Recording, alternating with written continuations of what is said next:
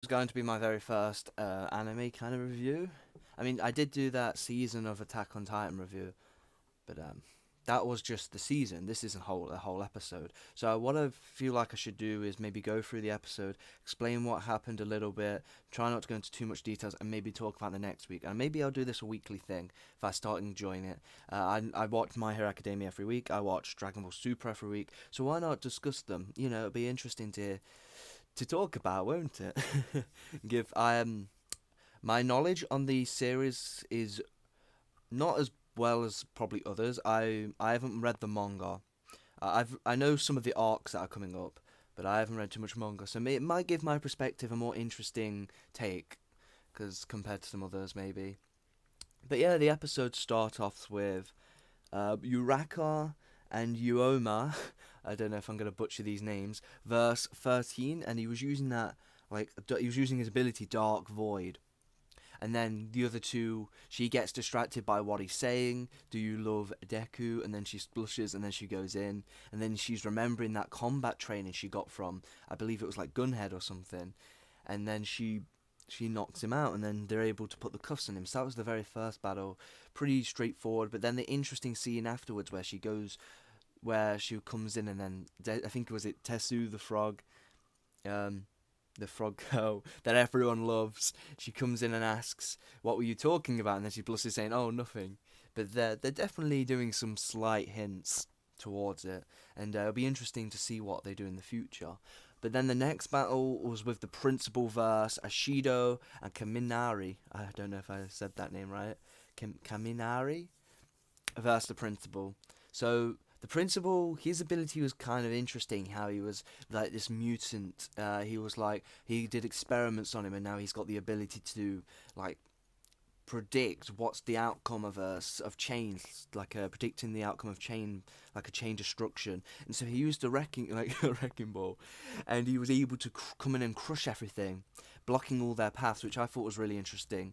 And then they didn't weren't able to find their way through. So it shows that the characters need more development time, because those two, they were pretty kind of screwed, because he couldn't get to him close enough to shock him. And her ability, what was it, to use some sort of like bug thing? Nah, they should have split up and searched for ways to get around it, and then if they shocked him, they wouldn't have been able to get through that. But still, they were in a very tough spot. But moving on, there was I think maybe there was it the main or the second main one. It was Coda and Gyro versus Mada, which is the hello guy that likes to speak British or English every now and then. Hey, what's up, guy? I know I'm gonna butcher his impersonation, but Yamada, what his plan was to just keep shooting. He was going to stay at the objective, and he was going to keep shooting echo blasts at them, and they couldn't get forward. And because of all these echo blasts, he wasn't able to use his animal ability. And which this is the very first time I've really seen Coda in action. We didn't see much of him during the other arcs, so it's kind of nice to have him have you say run moment where he gets over his fear of the insects, and he makes them burrow underground to avoid the shockwaves, and then because the teacher is scared of these bugs, he has like a heart attack. Actually, I'm probably explaining it way too much, but sorry, you've probably watched it already. He just wants someone to talk about it. So yeah, that was cool, and then he carries her off to the M, which was nice to have. They both work together. She was able to give him courage, so he was able to get over his fear, and then he was able to carry her to the end. And then probably maybe the highlight battle, or the second highlight battle, because it's kind of between that battle and this one. So Midnight had taken out, I think it was Siru, the elastic guy, and then it was all down to Mineta. And Mineta, they all thought of him like this fool. He ran off, and then he was able to use his bubblegum purple ball ability, and it was able. I think he did, was it bubblegum rush or something like that. And he ran right at her and stuck her there, and then was able to carry Sarah back to the goal. It was quite interesting. I love how they give all these characters spotlight, and then everyone's just watching, and then trying to learn from these other characters, because having focusing on 2, 3 characters can be alright, but it's nice to have you could lean back on maybe a few of the other characters, and some of them are fairly interesting. But yeah, that was pretty much all that kind of went on. They were just wrapping up all the rest of the battles, preparing for next week's battle where they fight All Might. I believe it's going to be Deku and Bakugo. Bakugo. I don't know if I'm butchering his name as well, but he's going to be the. It's going to be those two, and he's going to probably want to overpower All Might, go in, knock him out, win. And Deku's going to be like, no, we need to work together. And he's like, no, I'm going to do this by myself, as you can see by the preview. And I believe we might see a bit more origin. I don't think it's going to be resolved during this episode. I think 25. I think it'll be maybe the end of 25, early 26. It'll get resolved, and we'll get a really good battle between All Might.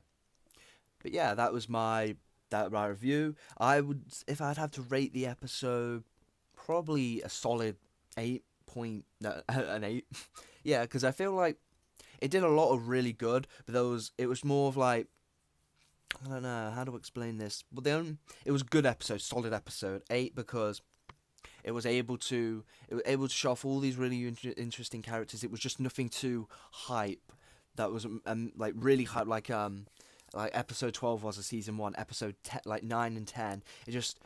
It was because they didn't focus on maybe one or two, and it was like spread out. That it was nice, nice seeing all these characters, but it just didn't.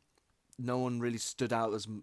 Maybe Koda and Gyro the most, and maybe Mineta, but I don't know. I think a solid 8 because it was pretty good. I just don't think it was as good as some of the other episodes.